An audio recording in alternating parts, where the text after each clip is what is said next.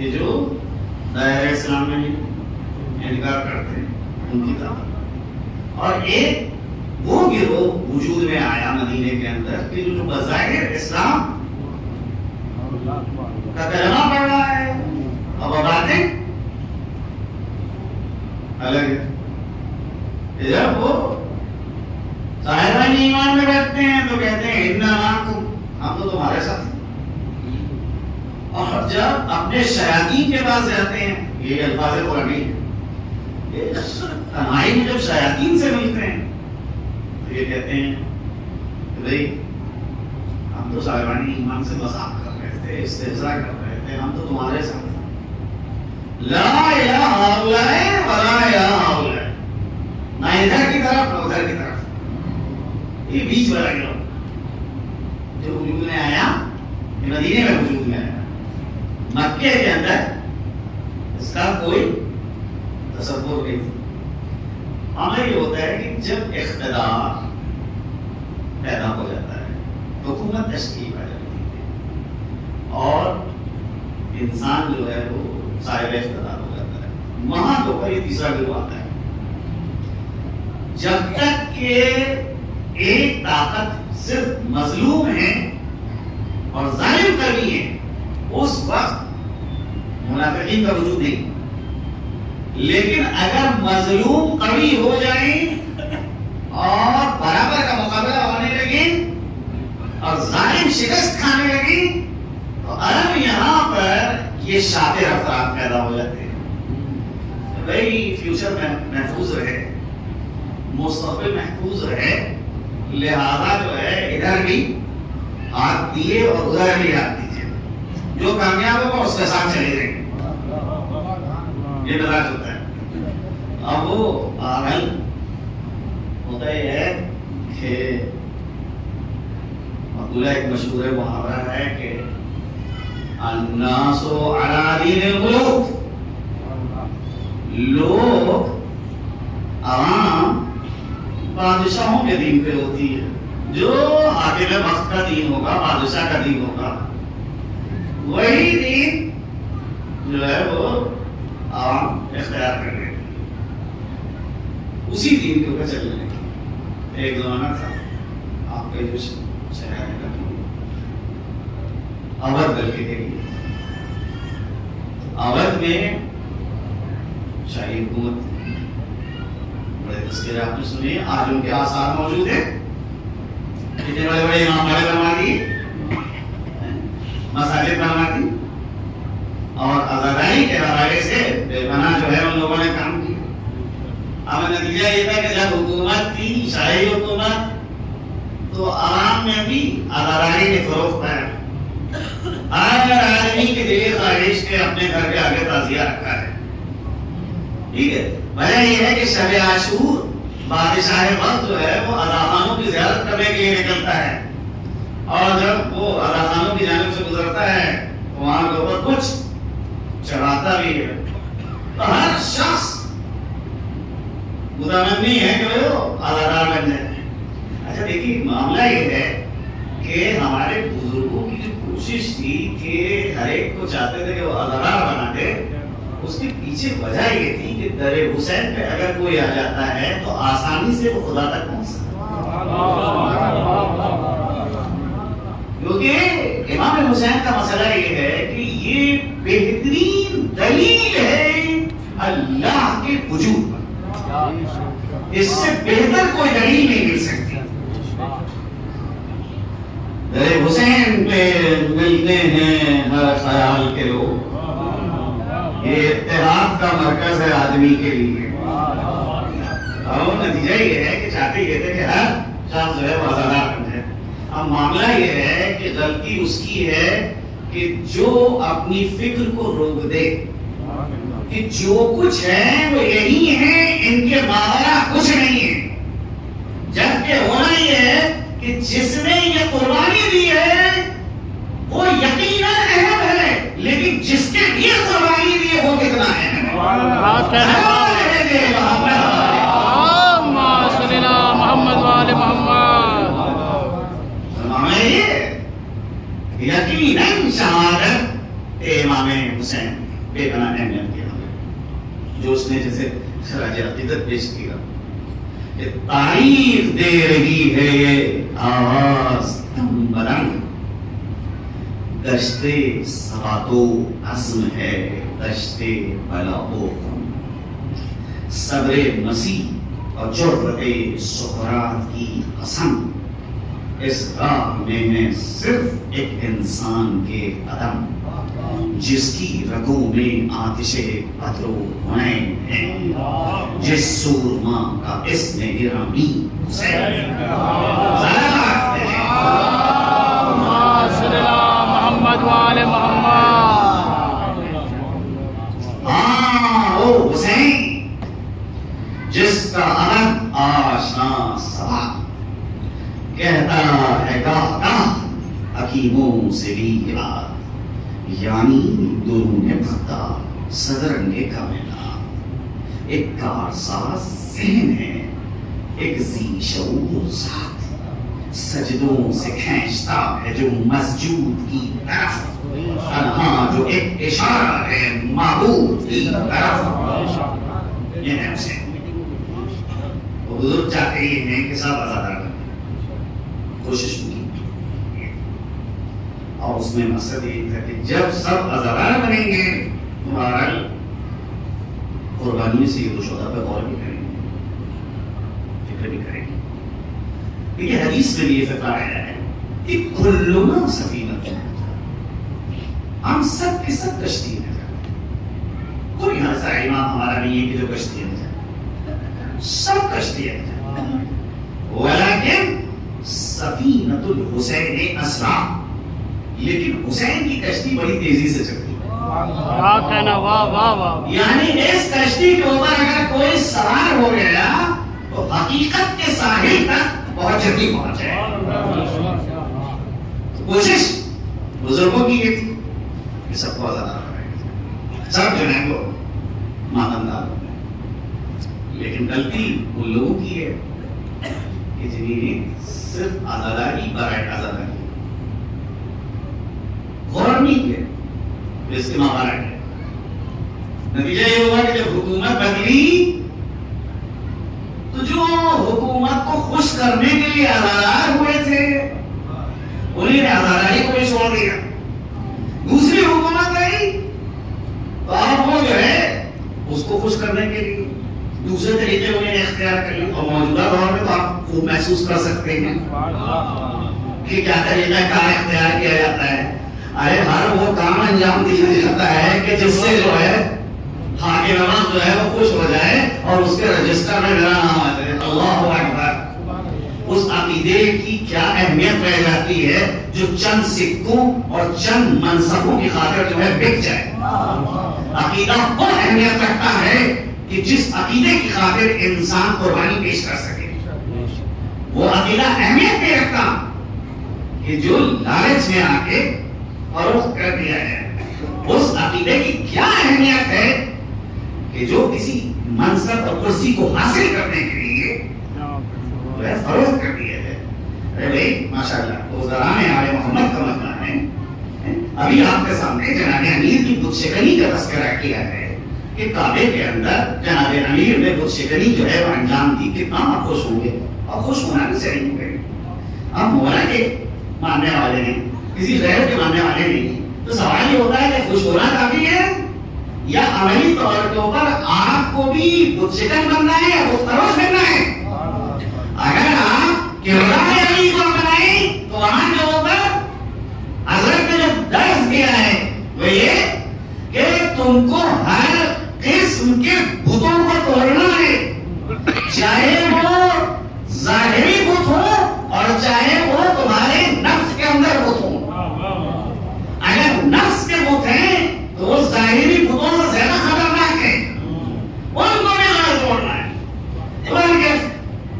یہ مکی سوروں کا مسئلہ ہے کہ مکی سوروں میں زیادہ تر تذکرہ جو ہوتا ہے وہ توحید کا تذکرہ ہے، آخرت کا تذکرہ ہے اور گزشتہ اعمال کا تذکرہ۔ یہ سورہ جو ہے جس کو عنوان سخن قرار دیا، سورہ فجر۔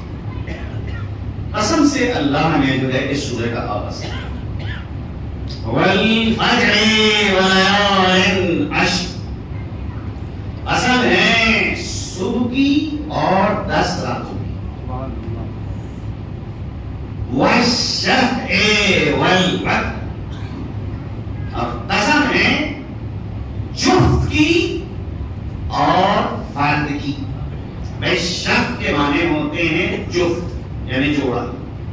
کائنات کے اندر آپ دیکھیے تو جتنی بھی چیزیں ہیں وہ یا تو جوڑے کی شکل میں ہیں یا پھر فرد کی شکل میں ہیں۔ اور میتھمیٹکس میں اگر گنتی کو آپ شمار کیجئے بس 2 ہی گنتیاں ہیں، تیسری کوئی گنتی نہیں ہے، یا تو فرد کی شکل میں گنتی ہوگی یا پھر جفت کے شکل میں گنتی ہوگی۔ اللہ اس عدد کی قسم کھا رہا ہے کہ جفت کی قسم یعنی زوج کی قسم اور فرد کی قسم۔ اب معاملہ یہ ہے کہ عام حالتوں میں تو قسم کھائی نہیں جاتی، قسم اس وقت کھائی جاتی ہے کہ جب انسان کو اپنی بات کا یقین دلانا ہو۔ قرآن میں ہر جگہ پہ نہیں قسم کھائی گئی ہے، چند سورے ہیں کہ جہاں کے اوپر اللہ نے قسم کا سہارا لیا ہے۔ اب یہاں پہ سورہ فجر کی ابتدا میں اللہ نے قسم کھائی والفجر ولیال عشر، قسم ہے صبح کی اور 10 راتوں کی۔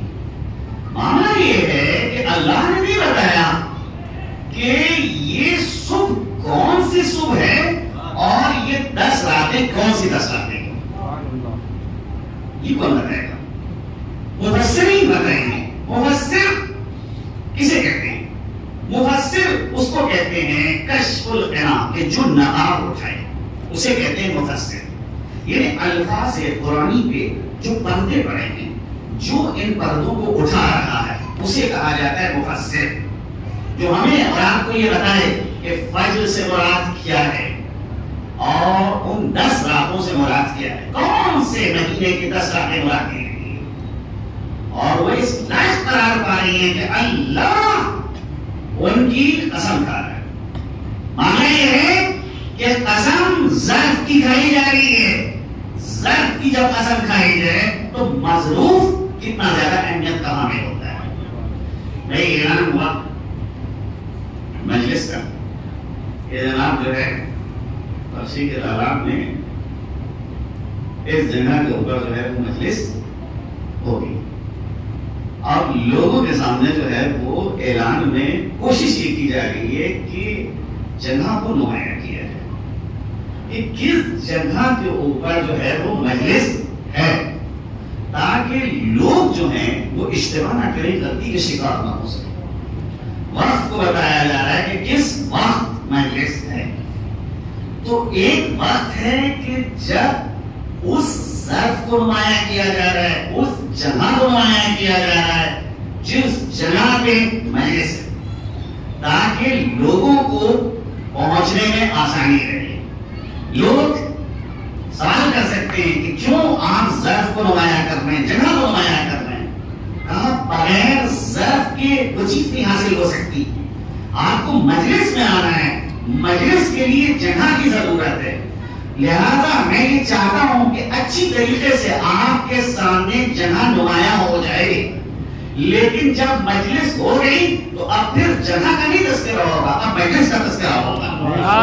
اللہ نے قرآن کے اندر صبح کی قسم کھائی اور 10 راتوں کی قسم کھائی، وہ صبح بھی اہمیت کی حامل، وہ 10 راتیں بھی اہمیت کی حامل۔ اب جب آپ صبح اور 10 راتوں تک پہنچ گئے اور پہچان لیا کہ وہ صبح کون سی صبح ہے، وہ 10 راتیں کون سی 10 راتیں ہیں، تو اب صبح اہمیت نہیں رکھتی، آپ کو 10 راتیں اہمیت نہیں رکھتی، اب وہ واقعہ اہمیت رکھتا ہے کہ جو واقعہ صبح میں واقع ہوا ہے اور 10 راتوں میں واقع ہوا ہے۔ سلامت رہیے محمد۔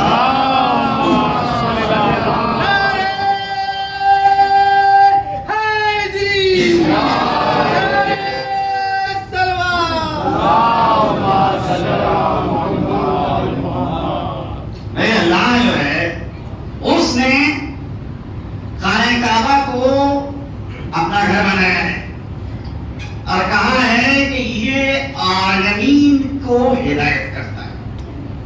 اب کیا اللہ کا گھر ہدایت کرتا ہے؟ اس کے اندر تو چند اینٹیں لگی ہوئی ہیں. ان اینٹوں کو دیکھ کر، اس عمارت کو دیکھ کے انسان کو کیا ہدایت ملے گی؟ ہاں نہیں، ظرف کو پیش کر کے مظروف مراد لیا جائے.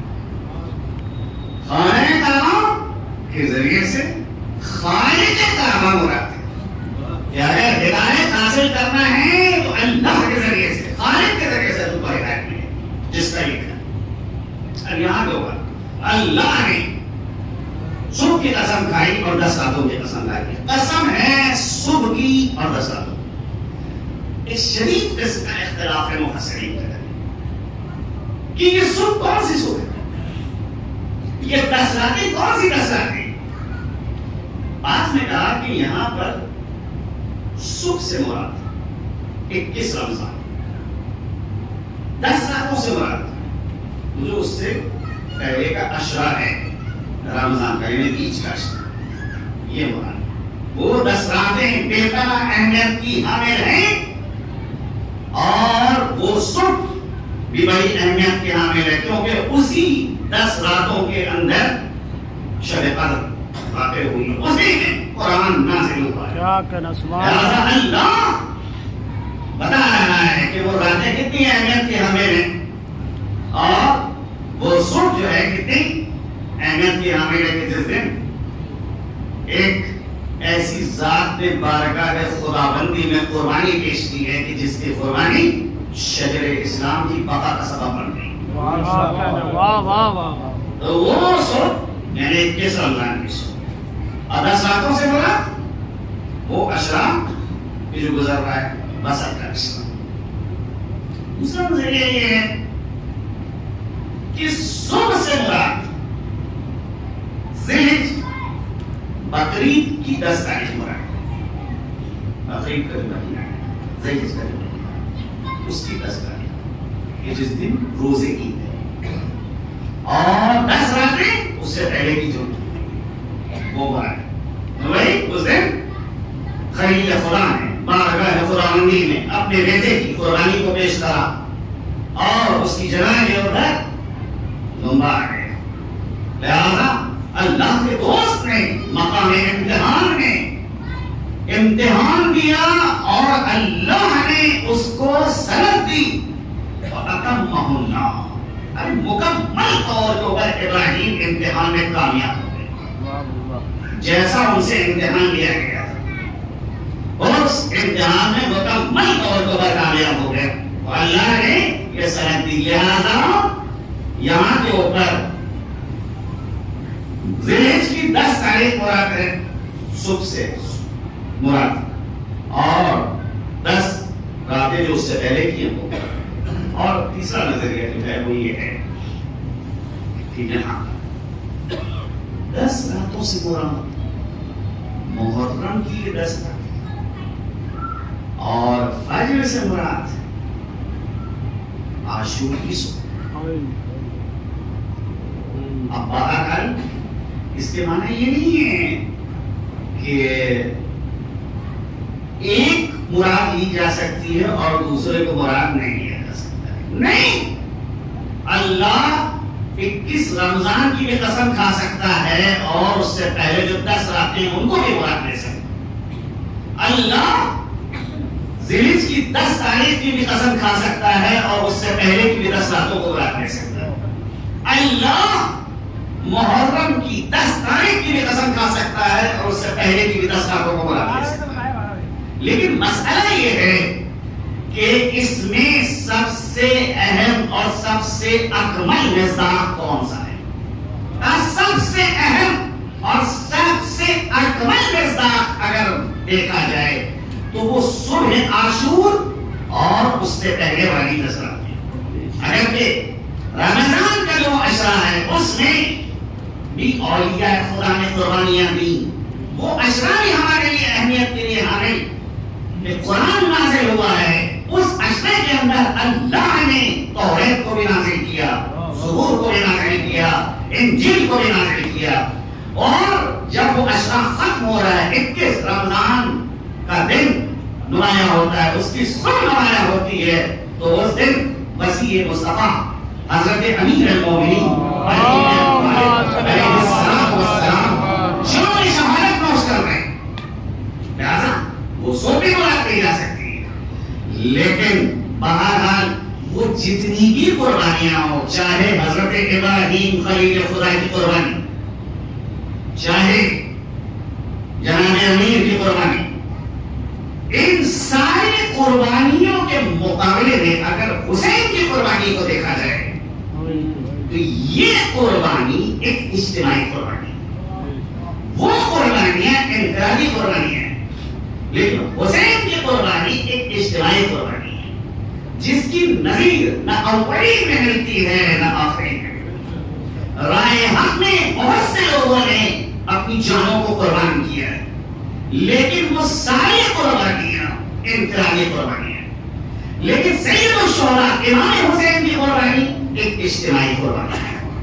حسین اگر تنہا قربانی پیش کرتے یقیناً یہ قربانی اہمیت کی حامل تھی, لیکن اس قربانی کی اہمیت اس وقت بڑھ گئی کہ جب حسین نے ایک جماعت کے ساتھ قربانی پیش کی.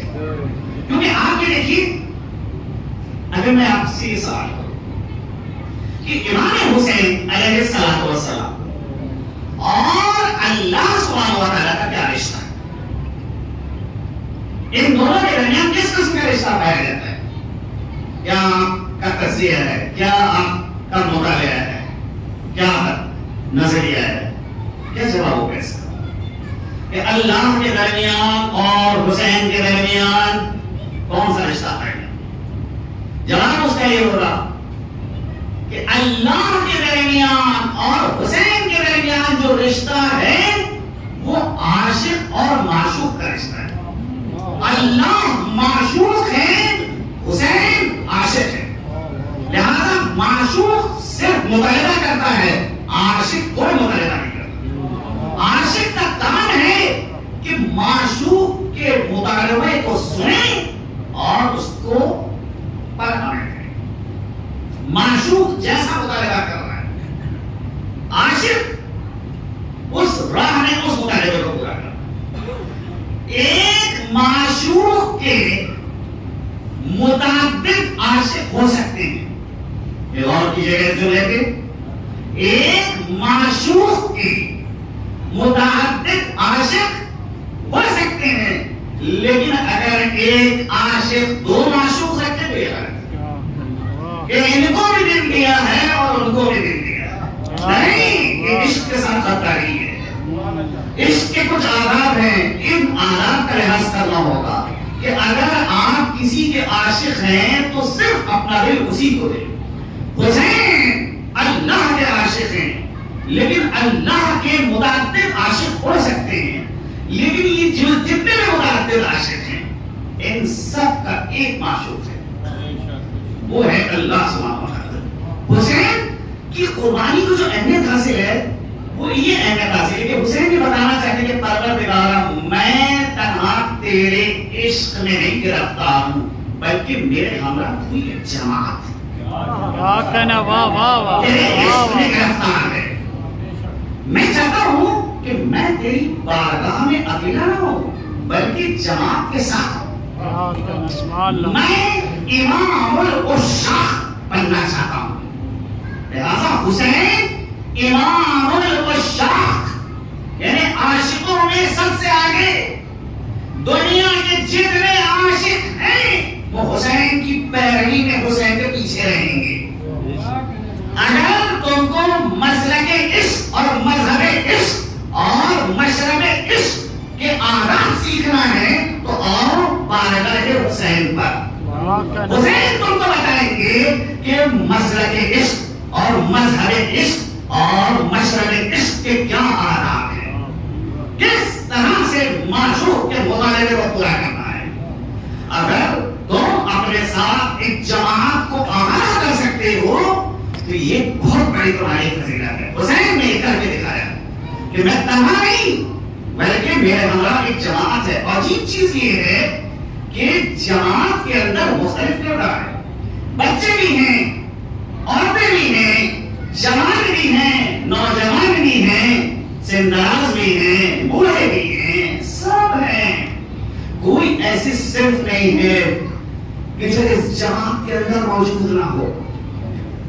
حسین نے سارے کردار پیش کر دیے ہیں. کتنا وحدت پائی جاتی ہے مقصد کے اعتبار سے, ہدف کے اعتبار سے, کہ یہ جماعت مسائل و آلام کو برداشت کر رہی ہے, یہ جماعت پریشانیوں کو برداشت کر رہی ہے, لیکن کوئی شکوہ نہیں کرتا کہ مشکلات اپنی برداشت ہوتی ہیں, پریشانیاں اپنی برداشت ہوتی ہیں, بہتر ہے کہ سمجھوتا کر لیا جائے.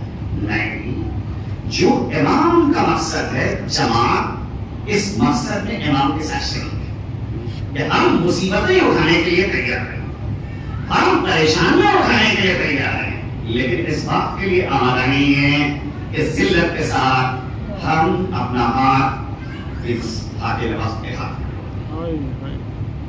حسین نے کہا تھا الا ان الدری ابن الدری قد رکزنی بین السلۃ والسلہ.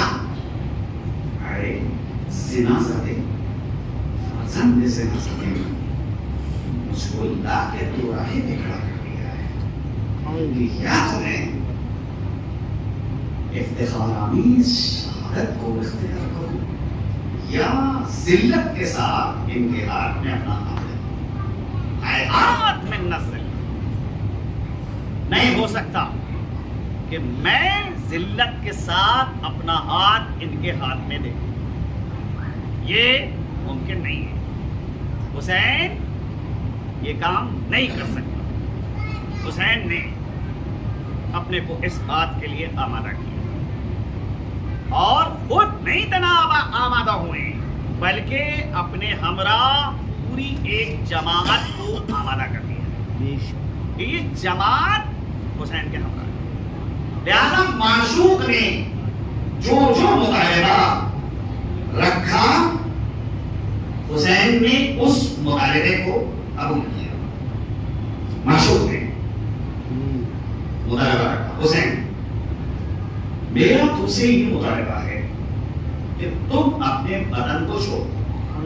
حسین نے کہا مجھے تیرا یہ مطالبہ منظور ہے. معشوق نے کہا حسین میرا تم سے یہ مطالبہ ہے کہ تم حرم الہی کو چھوڑ دو, ذوق عبادت کو قربان کرو. اللہ حسین کے جس نے 25 حج آپ ادا کیے, حج کا موقع ہے, اس کو مکے سے نکلنا پڑتا ہے, اپنے ذوق عبادت کو قربان کرنا, جبکہ ساری دنیا سمٹ سمٹ کے مکے آ رہی ہے. فرزند فاطمہ اور فرزند زہرا کو اس بات کی خواہش نہیں ہوئی کہ وہ خانہ خدا کا حج کرے, نہیں, کبھی اصول کی حفاظت کے لیے اپنے ذوق عبادت کو بھی قربان کرنا پڑتا ہے. معشوق ہی چاہ رہا ہے. حسین نے مکے کو چھوڑا, کہا کہ میں نے اپنے نانا سے سنا ہے کہ ایک شخص مکے کے اندر مثل میڈھے کے ذبح کیا جائے گا. میں اس بات کو پسند نہیں کرتا ہوں کہ میرا خون مکے کی سرزمین پہ گرے جس سے حرم الہی کی حرمت پامال ہو. میں وہ میڈھا نہیں بننا چاہتا ہوں, میں مکے سے ایک بارش دور قتل ہونا پسند کرتا ہوں.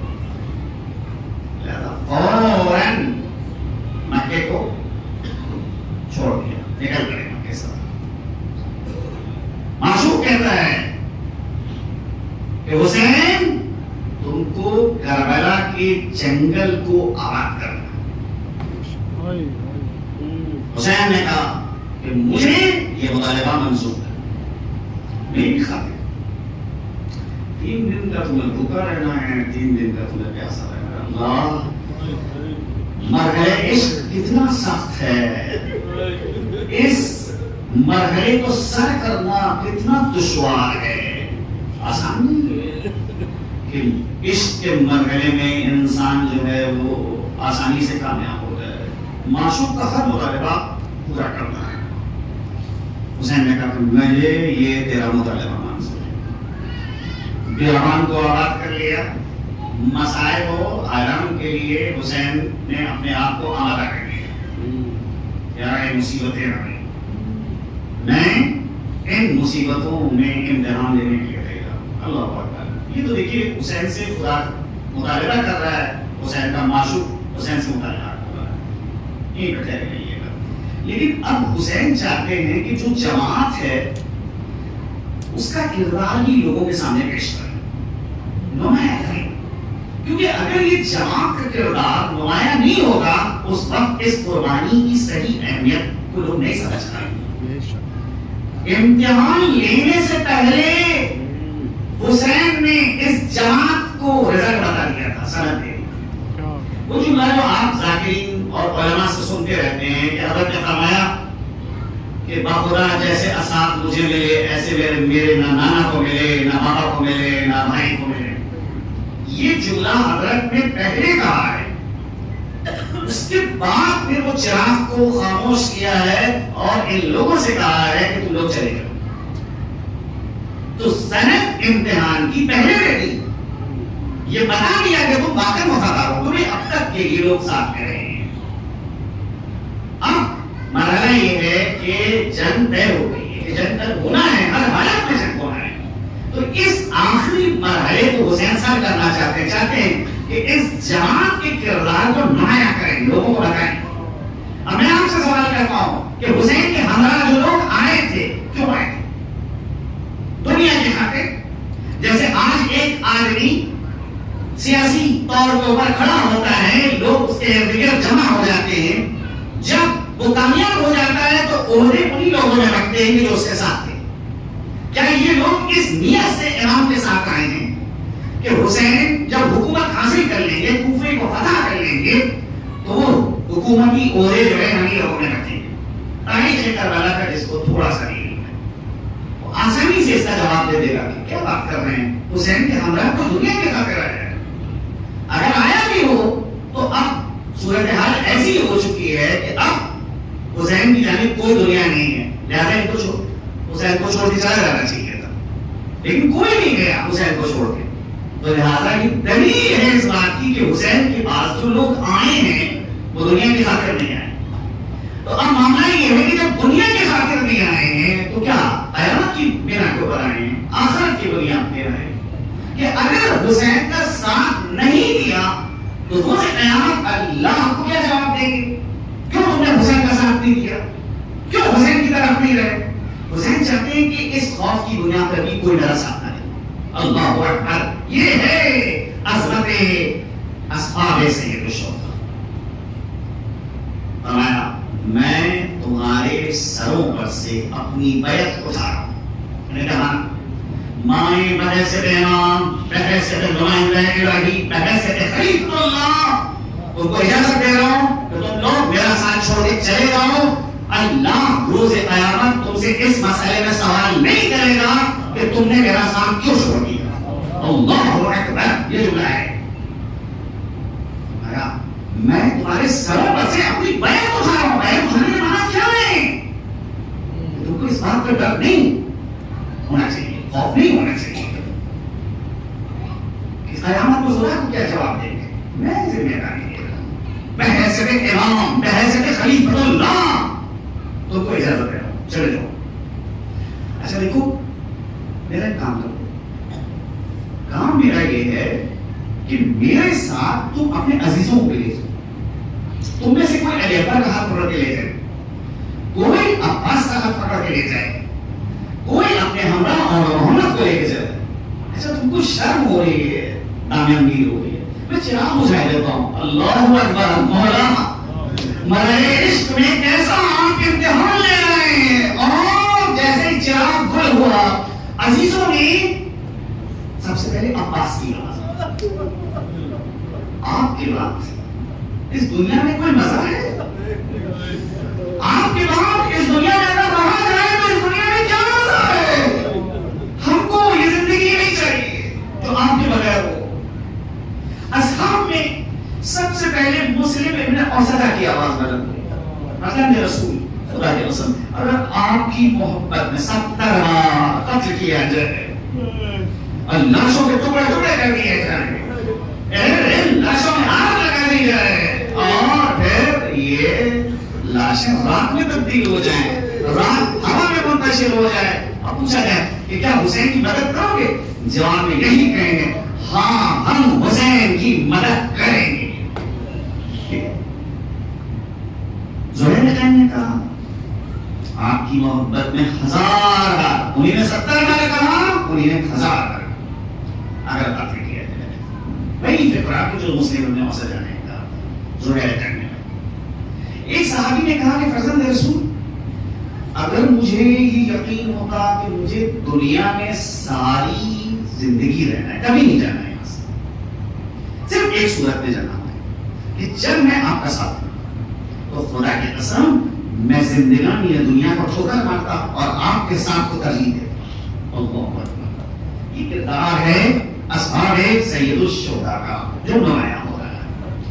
اب یہاں کے اوپر حسین نے سب کو خبر دی کہ آ کر تم شہید ہو، تم بھی شہید ہو، تم بھی شہید ہو۔ اب آپ غور کیجیے کہ روز عاشور کہ جب امام حسین اپنے سفر میں ایک مؤذن کو لے کے چلے تھے جو اذان دیتا تھا، حجاج ابن مسروق جوفی، ہر مرحلے کے اوپر جب بھی نماز کا وقت آتا تھا وہ اذان دیتا، لیکن صبح عاشور کی جس کی اللہ قسم کھا رہا ہے، بل فجر ولین عشر، قسم ہے صبح عاشور کی اور ان 10 راتوں کی، اس صبح کا آغاز حسین نے کیسے کیا کہ اپنے بیٹے علی اکبر سے کہا کہ آج تمہیں آزاد ہے۔ علی اکبر شبیہ پیغمبر، ان کی آواز کربلا کے میدان میں گونج رہی ہے، کیا حکمت عملی ہے۔ یہ آواز علی اکبر کی آواز نہیں ہے بلکہ رسول خدا کی آواز ہے۔ یہ حیا علی الصلاۃ اور حیا علی الفلاح کی صدا علی اکبر کی زبان سے نہیں ادا ہو رہی ہے بلکہ رسول کی زبان سے ادا ہو رہی ہے۔ اگر تم میں تھوڑی سی بھی غیرت پائی جاتی ہے، اگر تمہاری فطرت تھوڑی سی بھی سالم ہے، تو خدا جزائے خیر دے جناب سرور نواب سرور لکھنوی کو بہت اچھا سلام کے اندر شیئر کرتا کہ صبح بہن کی اذان بری یہ ہو سے، صبح بہن کی اذان بری یہ ہو سے، جاؤ حسین انتظار دیکھ کر۔ یہ آواز ایک پیغام ہے، اذان ہے، نماز ہوئی، نماز کے بعد حسین نے خطبہ دیا، خطبے کے بعد جنگ کا آغاز ہوا، جنگ شروع ہو گئی، اصحاب جنگ کر رہے ہیں، یہاں تک کہ نماز ظہر کا وقت آتا ہے۔ حسین کے صحابی ابو ثمامہ سہراوی نے آسمان کی جانب نگاہ کی، آپ فرزند رسول یہ اول وقت ہے، جی چاہتا ہے یہ نماز آپ کی قیادت میں ادا کی جائے۔ حسین نے آسمان کو دیکھا، کہا ہاں یہ اول وقت نماز ہے، اللہ تم کو نماز گزاروں میں شمار کرے۔